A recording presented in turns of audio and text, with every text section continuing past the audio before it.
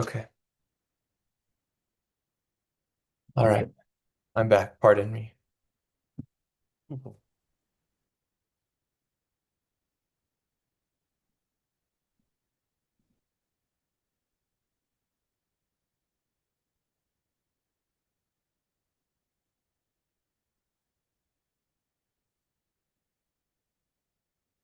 Jai Om Namo Bhagavate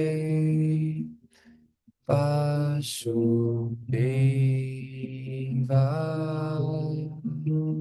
Om Namo Bhagavate Vasudevaya.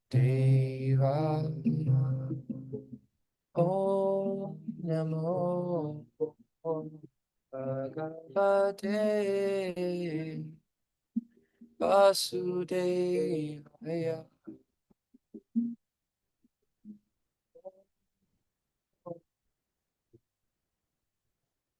Bhagavate Vasudevaya. Jaya Radha Madhava Jaya Kunja Vihari Gopi Jana Vallabha Giri Varadari Jashoda Nandana Jaya Raja Jano Jana Jamuna Tiravanachari Jamuna Tiravanachari Jaya Radha Madhava Jaya Kunja Vihari Gopi Jana Vallabha Jaya Girivara Hari Yashoda Nandana Jaya Raja Janaran Jana Jamuna Tira Vanachari Jamuna Tira Vanachari.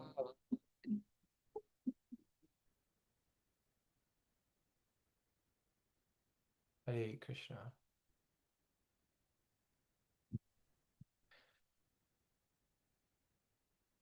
Okay, so we are reading from the first canto, The Pandavas Retire Timely, verse 45.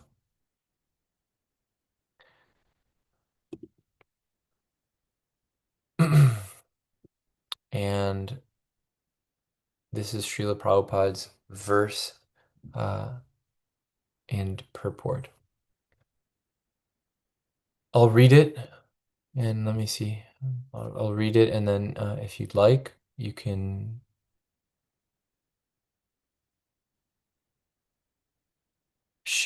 repeat along. Sarve tam manu nirjagmur bhrattara krita nischaya kalina dharma mitrena drishtva sprishta praja bhuvi. Sarvetam manu nirjagmur bhrattara krita nischaya kalina dharma mitrena drishtva sprishta praja bhuvi. If you'd like, Prabhu. Sure, Prabhu. I just want to check. Last week we already did this verse. We were supposed to read 46 today. Oh, was it? Yeah. Okay, thank you. Are you fine with it? Yeah, that's fine. No. So just want to check because sorry to cut you in the middle, but last week we already covered 45 and this week Okay. we're supposed to read 46. Okay, wonderful. Thank you. Tisadukrita sarvartha kyatva yantikamātmana manasa dharayana survaikunta charanam bhujam. साधु कृत सर्वार्था ज्ञात्वात्यन्तिकम् आत्मना मनसा धारयामासुर्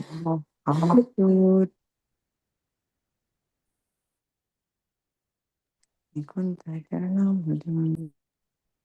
Hare Krishna. Thank you, Prabhu. Hare Krishna. I can do it right, Prabhu. Okay.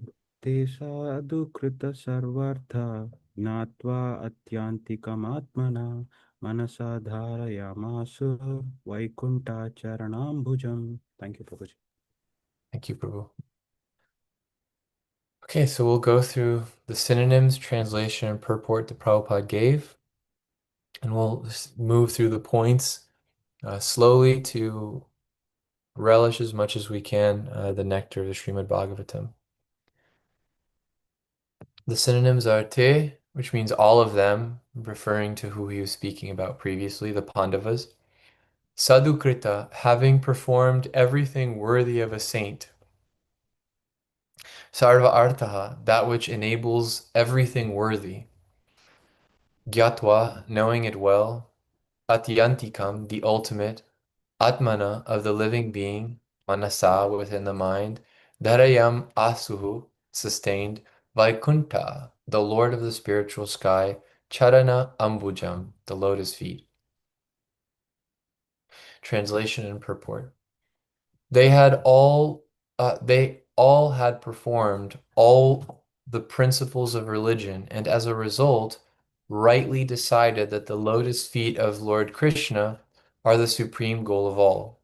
Therefore, they meditated upon his feet without interruption.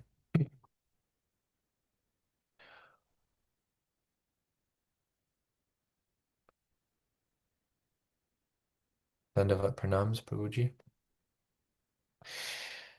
So just before we get into the purport, might be nice to sit with a little bit in the synonyms and the translation. But before speaking, I would like to give respectful obeisances to all the devotees present, to the lotus feet of my spiritual master, by whose mercy a lame person can cross mountains and a mute person can speak eloquently on these subjects. For my respectful obeisances unto the lotus feet of Lord Sri Krishna Chaitanya, Prabhu Nityananda, Sri Advaita Gadadhar, Srivas, and all of the assembled devotees.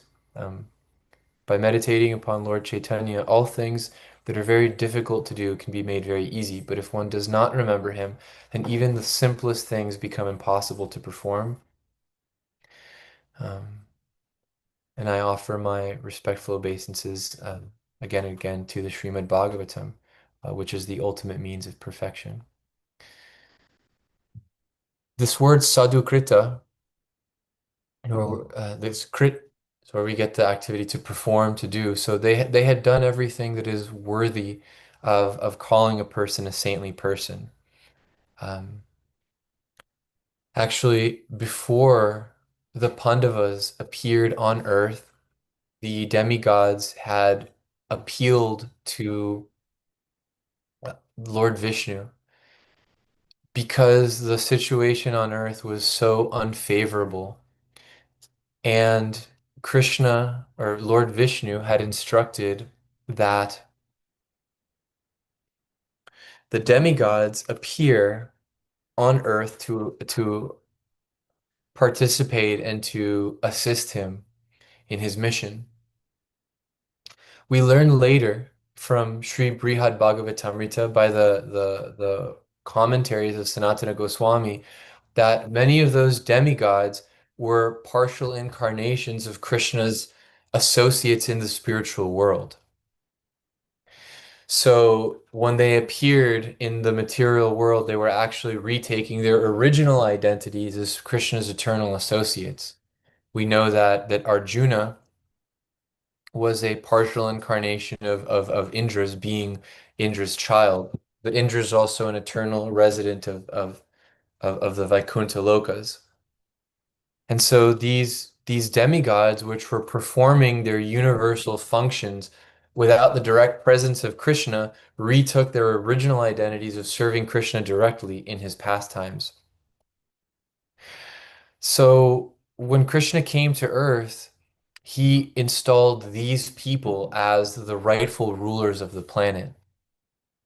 Sadhu Krita means everything that a saintly person is capable of doing, like being very charitable. For example, Arjuna, he conquered so much wealth. And we have personal experience of how difficult it is to raise $100, $200, $1,000 for the purposes of our households. We know how difficult it is to raise funds for the purposes of Krishna's household, of the temple. How hard it is to get out there and to perform Krishna bhakti or service to the guru by going out there and distributing books and getting $1, $5.75, a $10 bill for Prabhupada's books. And then to give that to the purposes of the temple, to get boga for the deity so that Krishna and Nitai Sachinandana can have something wonderful to feast on and then that can be distributed to the devotees. Before Yudhishthir Maharaj was installed as the emperor, Arjuna went through the entire world. He didn't just go to downtown Hillsborough or downtown Portland or even, somewhere far. He didn't even go to Seattle. He went across Bharatavarsha, hundreds and hundreds of miles. And then and then they went even further beyond the boundaries that we know as Bharatavarsha now, across the world. And he conquered wealth. But after I mean, try to imagine what it would be like to win the lottery, for example, to not even do something difficult, just to scratch a piece of paper and to get $100 million. And to not have any personal investment, how attached would you be to those $100 million? Now, Arjuna was personally invested in the mission of going across the world and offering and asking some donation for the rightful king. And when somebody didn't want to give a donation, he would conquer them. He would show them the might of Yudhishthir's army, and he would defeat them. And then they would, okay, fine, we submit, take this wealth. So he was personally invested in it. And when he got all of that, which equaled so much more than $100 million, he gave it to his brother. So what is the charity of what is the capacity of charity of Arjuna? And Yudhishthir Maharaj, what is his capacity for charity when how hard these politicians we know that how hard it is to raise enough money so that they can show a 1 minute segment on television or to go on a podcast and to have someone to be on some famous podcast that sends a message to all of their constituents and how hard it is to get an hour's worth of time. And all the people that these politicians are beholden to once they get in office, that they even forget about who the people that they're supposed to represent are, that they spend the entire term just doing what the people that gave them money is about. Now, Yudhishthir Maharaj, he had so many friends in the world.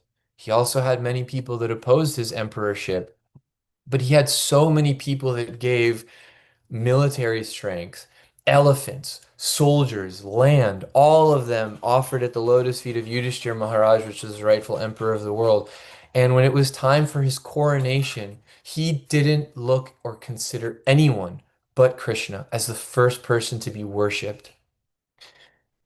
These devotees are it's really worth just meditating and it's actually a wonderful thing to see the destruction of the world because it helps us appreciate so much more who these personalities are, that everyone today is behaving exactly the opposite of them. So this is just Yudhishthir Maharaj, and this is just Arjuna. This is just one instance of their characters. Like the Supreme Personality, Sri Krishna Nandana, or Sri Krishna Nanda Nandana, his devotees are also an ocean of good qualities, which are just reflections of Krishna's qualities. So this is Sadhu Krita. They performed everything that is worthy of a saintly person. And Sarva Artha, that includes everything worthy. They rose early. They honored their parents when Mother Kunti gave the instruction for them to split what they had done, even at the risk of seeming apparently mundane. They found a way to perform the intricate web of duties that the Dharma Shastras recommend for humans. They performed all of them. But beyond that, they performed the supreme artha, which is to please the Krishna. They made him smile. They made him happy to spend time. They I mean, Krishna says that that love that venerates him as he who is greatest actually doesn't please him as um as simple love to him, treating him as an equal like Arjuna did. So they performed the supreme artha. We know also from the Chaitanya Charitamrita that faith, which feels that loving Krishna and service to Krishna performs all subsidiary activities. That is what is meant by faith. Um, And so at this time, after doing everything that they could, they ruled the world as Krishna would have desired, as best they could, and now getting news that Krishna's left, they are Dharayam Asuhu. We know that there are many stages of Ashtanga Yoga, Yama, Niyama, Asana, Yama, Niyana, Asana, Dharana. And then one of them is Dharaya, so big, holding something in the mind. And finally, Samadhi. So they're sustaining. Krishna's Giri Dari, he's holding Govardhan. And this, they're called Dharana Asu, Vaikunta Charanambujam. So they're holding the lotus feet of Krishna in their mind, not oscillating anymore by the material obligations of their external forms. They are completely withdrawing into their true original spiritual nature of just holding the lotus feet of Krishna in mind. So this is the power of this verse, which Prabhupada translated as they had all performed all the brothers the principles of religion, and as a result, they rightly decided that the lotus feet of Lord Krishna are the supreme goal of all. That this is an important part of the verse, which is Gyatva Atyantikam. Uh, that they knew well what was the ultimate purpose of everything that they were doing. One time, Jim Carrey said that he desired that everyone get everything that they want so that they see how insignificant it is. Um, so let's take a moment now to think of things that we've wanted in our lives. And we'll take a little pause in between them. And I'll share something, which was when I was growing up, Power Rangers were a really popular show. And one night I had a dream that I had the Red Ranger, Power Ranger, and that my mom snuck it underneath my bed. And I remember when I woke up, the first thing I did was check under my bed because I thought that it was real. And when I saw that a Power Ranger wasn't there, I was so disappointed. Later, for Christmas, I got that Red Ranger, and I don't know what happened to it. But I remember more the intensity of my desire to have him than the actual fulfillment of my desire of getting him. I don't know what happened to that Red Ranger. I don't know if I got him or not, but I feel like I must have. But I'm so much more affected by the desire that I had. So let's take a moment now to think of things that we've wanted in our lives. And now think of how many of those things that you wanted you have. And think of the things that you now desire. It might be that I wish I had enough money to not have to worry about money anymore. What I think is interesting about these desires, and I may be wrong, and if I'm wrong, you can share with me. You're all learned devotees, but it seems to me that desire, it's its own element. Kama is its own element, just like Bhumi is its own element. And all of these transformations of Bhumi are they may look like they're separate things. My Power Ranger is very different from a mundane book, is very different from a mundane car, is very different from a mundane house, but they're all made of the same material element. And they all have mixtures of the same material elements. There's calm, there's ether, in all there's space and volume and density to all the things we want.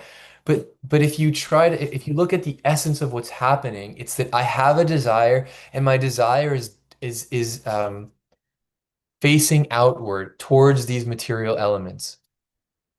So a wise person will realize, like the Pandavas did, we attained everything that the material world can offer. How many wives did Arjuna have? When you read the Mahabharata, you'll see basically any woman that was single that saw Arjuna was like, please accept me as your wife. Please take care of me. Please protect me. You are so capable of protecting.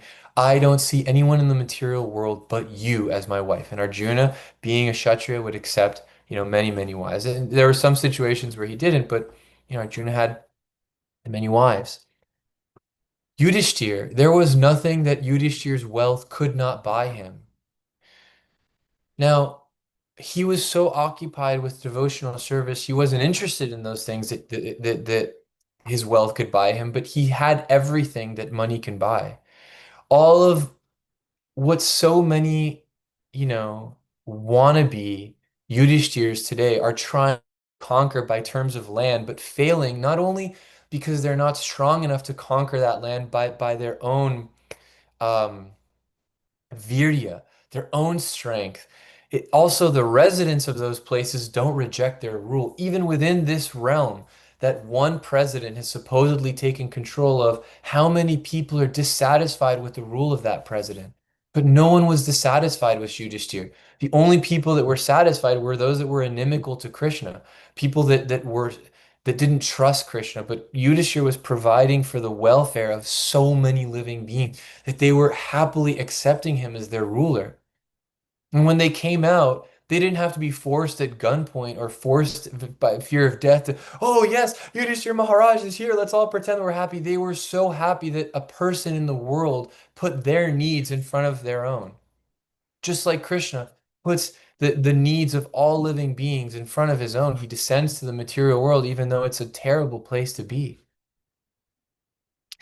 So this and those Pandavas realizing that they had Dharma, they were perfect performers of Dharma. They had Artha, everything that could be bought by the transformations of the material world they possessed.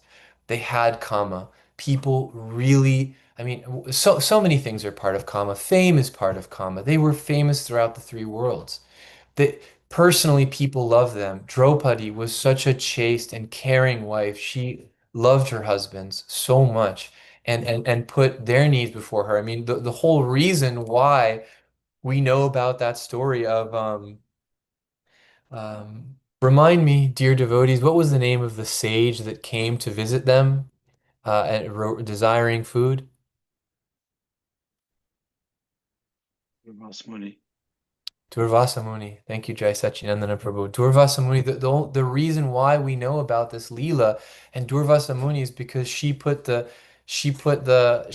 plates of her husband's first and was waiting to eat until afterwards. And because there was a grain left that was still, that's why, Krishna could, okay, he could get some prasad to fulfill the needs of all of them. Um, so they had kama and they had moksha. They were liberated from desiring any of those things, and having the all of those needs fulfilled. They knew that what is beyond all of this is actual worship of Sri Krishna. So I wanted to just think about meditate on the verse a little bit. Now let's get back to the Srila Prabhupada's purport. In the Bhagavad Gita 7.28, the Lord says that only those who have done pious deeds in previous lives and have become freed from the results of all impious acts can concentrate upon the lotus feet of the Supreme Lord Sri Krishna. The Pandavas, not only in this life, but also in their previous lives, had always performed the supreme pious work, and thus they are ever free from the reactions of impious work. It is quite reasonable, therefore, that they concentrated their minds upon the lotus feet of the Supreme Lord Sri Krishna. According to Sri Vishwanatha Chakravarti, Dharma, Artha, Kama, and Moksha principles are accepted by persons who are not free from the results of impious action. Now, this reminds me of the Gita where Krishna says, even those who are beyond the necessity or the bondage of karma still perform these duties to set an example for everyone else. This is so significant. Um, it is important, and we, yeah, I'll touch on this later. Such persons affected with the contaminations of the above four principles cannot at once accept the lotus feet of the Lord in the spiritual sky. The Vaikuntha world is situated far beyond the material sky. The material sky is under the management of Durga Devi, or the material energy of the Lord, but the Vaikuntha world is managed by the personal energy of the Lord. It's nice one of my friends said that the way that he studied the Bhagavatam and Prabhupada's purports was that he would read Srila Prabhupada's purports and try to find what verse of Shastra is he citing. So, um, does this last line stick out to anyone, or is there anything that sticks out to you? There's something that sticks out to me, but I wanted to know if there's something else.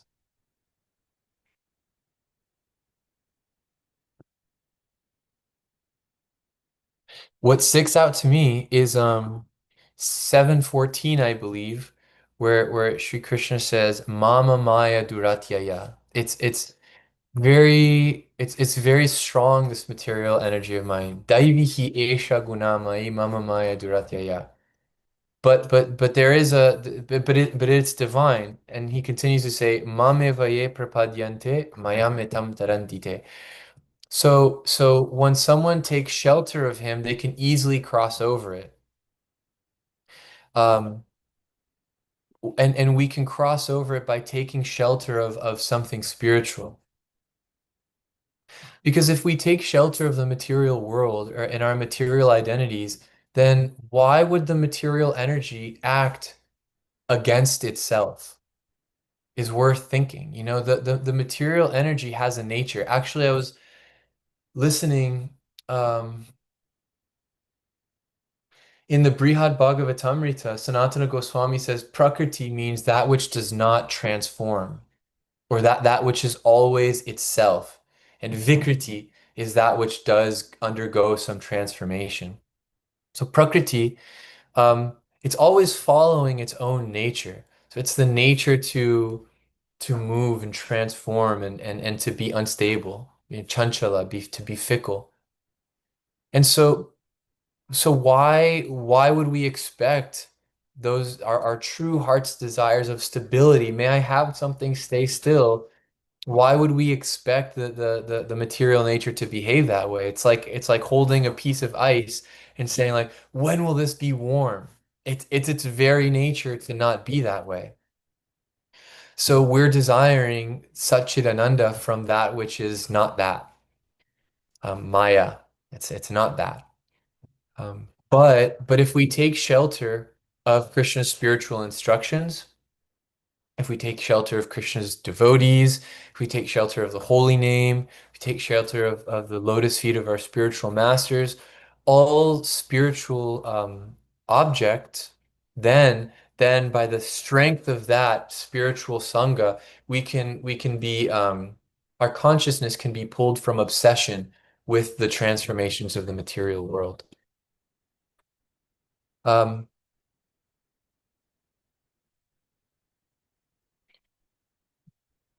One thing that I said that I would speak of later was this sentence here.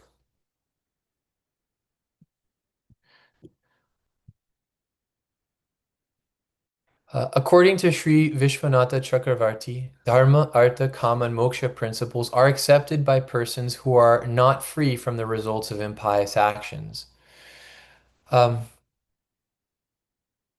the Vedic literatures are like an instruction manual, and they're being given to us so that we can gradually move ahead. You're all learned devotees, you know this. Um, but the desire can come in our hearts for those things that are seldom mentioned in the Vedic literatures that are very confidential. You know, we're approaching Gora Purnima right now, and it's right that we meditate on those things that Gora Chandra revealed to the world, which are those things that are beyond Dharma, beyond Artha, Kama, and Moksha. Srila Prabhupada, being a bona fide disciple of his Guru Maharaj and the Guru Varga, came to bring that similar thing. When he came to speak to all the devotees in New York, and when he speaks to us through our books, he is mentioning a world that is so elevated and beyond what we see outside on television, outside in the screen. And he's emphasizing on every page that we should strive for pure devotional service. But he also, as he got to know us more, he began to desire to implement these lower aspects of practice by instituting Varnashram Dharma.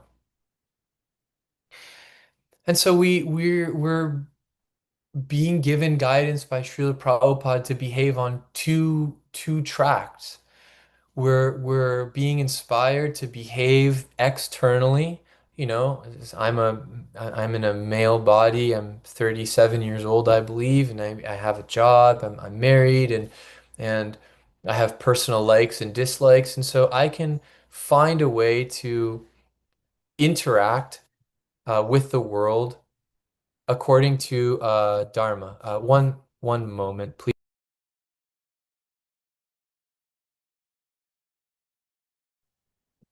Um, 1 second.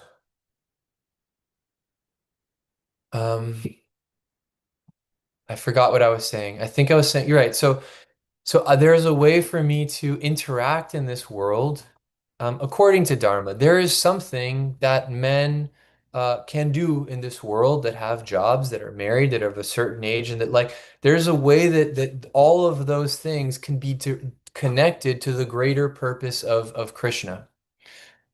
Because it's quite distracting out there. A bird song can remind you of wanting to feed the birds. The newspaper can remind you of war out there in the world, and being hungry can remind you of breakfast. And our mind is going so many places. And it's really hard to be constantly situated in reality. Um, but and so it's that distraction can get us to follow the purposes of the mind. This is the point that I wanted to make. But Krishna has a purpose. Yada yada hi dharmasya glanir bhavatir bharata. He comes when there is disconnection from this greater purpose. He didn't create this world for no reason. He didn't make this world just so that somebody could invent a bomb and detonate it. He didn't invent this world just so that a bird could sing in the morning, and he didn't invent the world so that an app could be created. He did it for a specific purpose. The purpose was have your experience, understand what it's like to live without me, and then come back. So we can connect ourselves with that greater purpose of Krishna by following the mundane purposes of Dharma, which have to do with how we can live in this world. By doing that, we will experience the reciprocity of the material world. When you wake up early or early enough and you get to work, you'll perform some function that is necessary to the world, and you'll experience the reciprocity of the world. Now, I don't want to get into a tangent, but why we're having such struggle is because the other people that are in positions of power are not performing their dharma, so they're interjecting themselves between the natural reciprocity of all these natural functions. But I don't want to talk about that because this is a glorious time to think about Bhagavatam. And then naturally, that's pleasurable. It's pleasurable for so many reasons. It's pleasurable because I have a purpose. There's something that I can do in this world. This hand that I this hand has a function in the world and it's connected to something. And that function that I'm performing is reciprocating with me by giving something back to me. And I'm part of a cycle. I'm needed in the world. What space is there what room is there for depression in the world when I'm needed? I'm necessary. I'm even though I'm so insignificantly small in this entire world, I'm part of something great. And it makes me think, well, who is behind all this greatness? What function do I have with his direct, confidential greatness? See, these are questions that happen in the natural evolution of moving from Dharma, Artha, Kama, and then moksha, not the impersonal moksha, not the just absorption of the goodness of the world, of just the self-sustaining goodness that is around in the world. Because remember, even if I'm not connected to the external purposes of the world, I'm still connected to the greater internal and external purposes of Krishna's world. And that doesn't require my constant involvement and nitpicking with the world. It's Atmaram. It's actually really great. But beyond that is something even greater. Beyond that is I have even though even just like I had a personal relationship with my small sphere of influence, like my wife or my partner or my children and my coworkers and the people on the road that I'm driving by. Just like how when I drove very quickly, I noticed that everyone around me was also driving very slow or very quickly. But when I drove calmly and I signaled before I turned, I noticed that everyone else was also signaling in front of me. And when I went to work and I had a good mood on Monday, I noticed that there was a little more good mood, or even if there were people that were in a bad mood, it wasn't stronger than the sattva that was shining through me from Krishna's sattva. And I noticed that there was a little more goodness at work that day, as opposed to when I was in a bad mood, I noticed so many more people were in bad moods. So we are connected. And in that same way that we're connected to those small spheres of influence, we have a relationship with Krishna's family. We have a relationship with his friends. We have a relationship with the servant of his friends.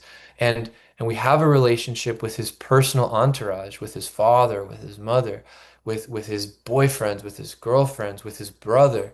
We have these relationships too, and we're being invited to find out what that is now by Chaitanya. But if we don't value, I've mentioned this before in class and I'll mention it again because it's such a good analogy. My friend was practicing Buddhism at some time and he had a personal realization of the significance of ahimsa. He realized because he was still eating meat because in some schools they are still drinking and in some schools they don't emphasize that all the time. He said, "What capacity do I have to see myself in Brahman as non-different?" Or to treat with care other beings, if I'm not treating with care this cockroach, this cow, this chicken, this small animal, what capacity do I have to appreciate the life of the supreme life if I can't value a percentage of it, 0.00001%?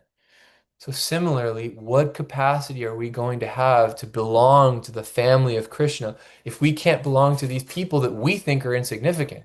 They're not insignificant to Krishna. So that's part of Dharma. We have to value these things.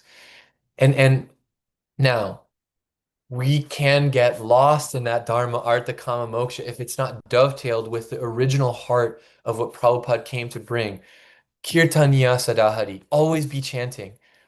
Kirtaniya Sadahari. Always Sadak Chinada Pisunichina Taroriva Sahishuna Amanina Manadira Kirtaniva Kirtan Sadahari. Yeah. Kirtaniya Sadahari. So always chanting. That is why we're doing this. And also because everyone else is our friends, we might as well perform Dharma. I don't personally care whether or not I have a job and I'm not going to lose sleep over one of those mistakes or a tire going out that makes other things difficult. I don't personally, I really want to get home and chant Hare Krishna. I really want to write poems. I really want to read Sri Chaitanya Shikshamrita. I really want to hear about that. But I know that I'm not going to be able to care about these things in the right way if I also don't value Krishna's world. He put me in this position, and I want to show him I care about everything that you will engage me in. Any service that you give me, you can trust me. I'm the right jiva for the seva. You know? So if there's a tire that goes out, all right, let's see if we can fix it. And at the very least, someone that doesn't care about Krishna yet will see, yeah, what's the big deal about caring about things in the material world? What's the problem? It's actually nice. It makes the world easier to go by. But we should all, and that's the purpose of bridge preaching. It's not emphasize these things too much, but it's emphasize it in the right way, connected that. And we'll only be able to do it if we're properly following it ourselves. We'll only be able to communicate through these bridge preaching techniques if we also personally really care about Krishna above all and care about this Varnashrama Dharma also because it's tangentially related to Krishna's purpose. The Mahaprabhu had internal and external purposes. We can also have that too. We're related to him. So he came to, for something very confidential, but he also said, oh, well, I might as well share it with everyone else. Um, so these are some things that came out of this verse. These are some things that I was inspired to speak by your company, by the company of Srimad Bhagavatam. I'd like to leave some time for questions, comments, and just general discussion. So I'd like to open it now with your permission. Hare Krishna, dear devotees.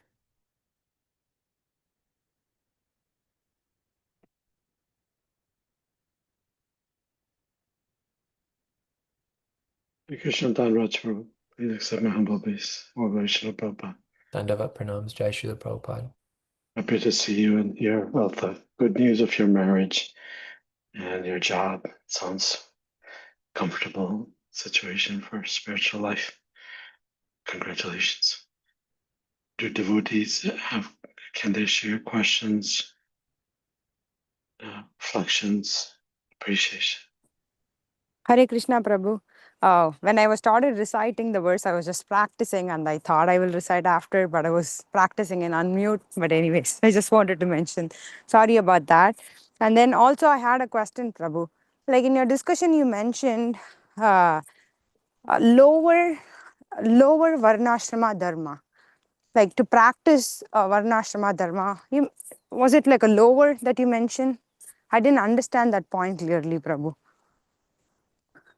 Thank you, Prabhu. First, thank you, Jai Satchidananda Prabhu, for your appreciation. It's comfortable. Yes, thank you. And yeah, VG Prabhu, it got us going. So I think it worked out perfectly. I think Krishna wanted us all to hear you practicing. Regarding your question about I forget the name that Bhaktivinoda Thakur uses, but he gives different names for Dharma. He says that there's a dharma that relates to the material body, and there's a dharma that relates to the spiritual soul. He talks about this in Jaiva Dharma. I can send the specific words to you later, but the idea is most important. So the same way that we look at the world, the material energies as being on a hierarchy, and and Krishna himself says that we have external or gross um, aspects of our material body, like the part that you can see, but then you also have a subtle part of my material body that you can't see, like my mind and my intelligence and my identity. And then above all that, you have who I really am. And above that, Parameshvara, Paramatma, the Supreme Soul. So they're all valuable. We don't mean lower or higher in the sense of it can be forgotten about, but we mean that one is controlling the other. So in the same way that, when I decide that I'm going to sit down and chant, I can be hungry, but I said, well, I'm going to chant first, then I'll have breakfast. I want to practice my relationship with Krishna, then I'll honor the delicious flavors of his world afterwards, but I really want to do this now. So the mind can control the body. Similarly, my mind is being controlled by the soul, which I desire to know what my relationship is with Krishna. I want to be who I really am. And I'm desiring that because Krishna and my guru have given me the fortune to do that. So it's all happening that way. So in that way, we talk about dharmas. There are dharmas that are related to the material body, and then there's dharmas that are related directly to the spiritual soul, between the spiritual soul proper. And that's what I meant by that. Does that answer your question? Very well, Prabhu. Thank you so much, Prabhu. Hare Thank you. Krishna. Thank you for the clarification. Hare Krishna. Yeah, we don't want to get the idea that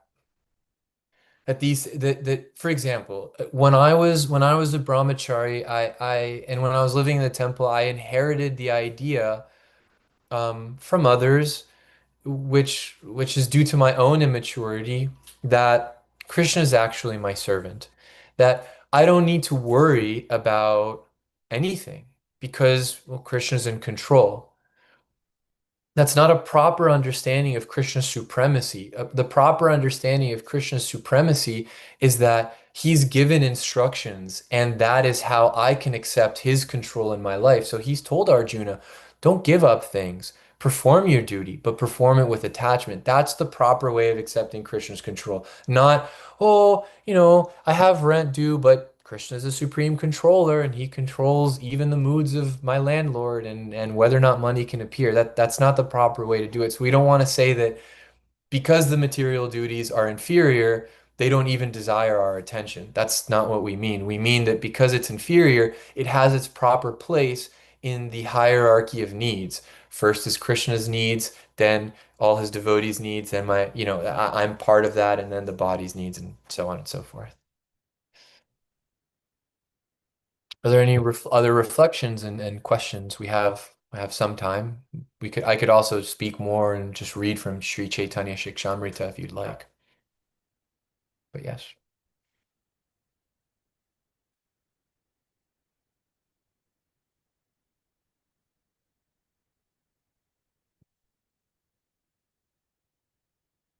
Okay. If there's nothing else, then Jai Satchidananda Prabhu, should we Yeah, continue with our sevas? we can do that. We can also, sounded like you wanted to read from Sri Chaitanya Amritam. If you want to do that, that would be nice meditation for devotees also. Your time is valuable. So what would you prefer? Um, yeah, I would love to share this. I would love to share this Sri Chaitanya Shikshamrita. It's by Bhaktivinoda Thakur. Um, Sure. okay. So yeah, we're approaching this wonderful day of the appearance day of Sri Chaitanya Mahaprabhu.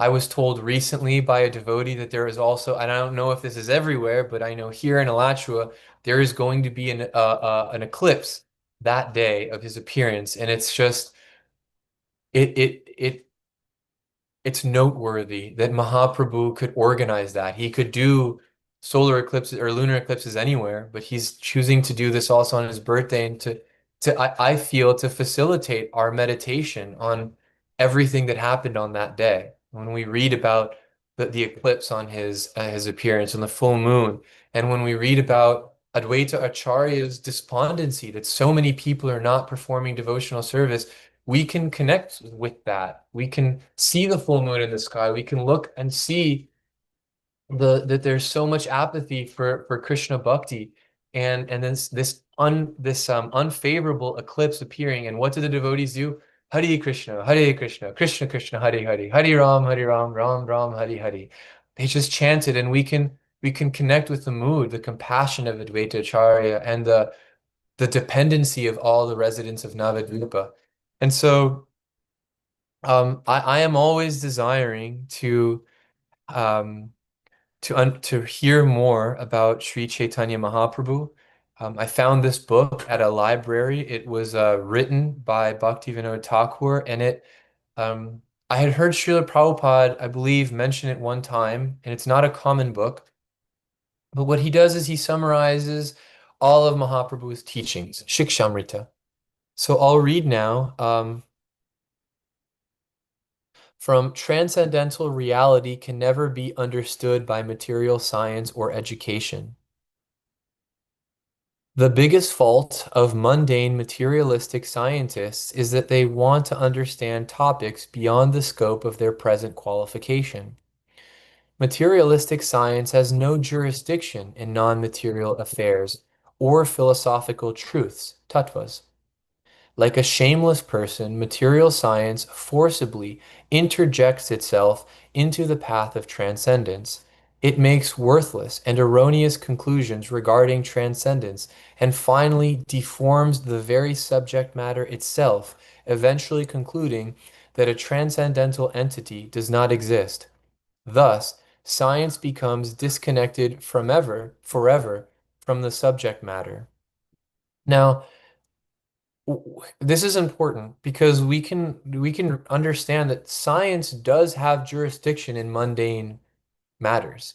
Science does have jurisdiction to help us understand how this material world works.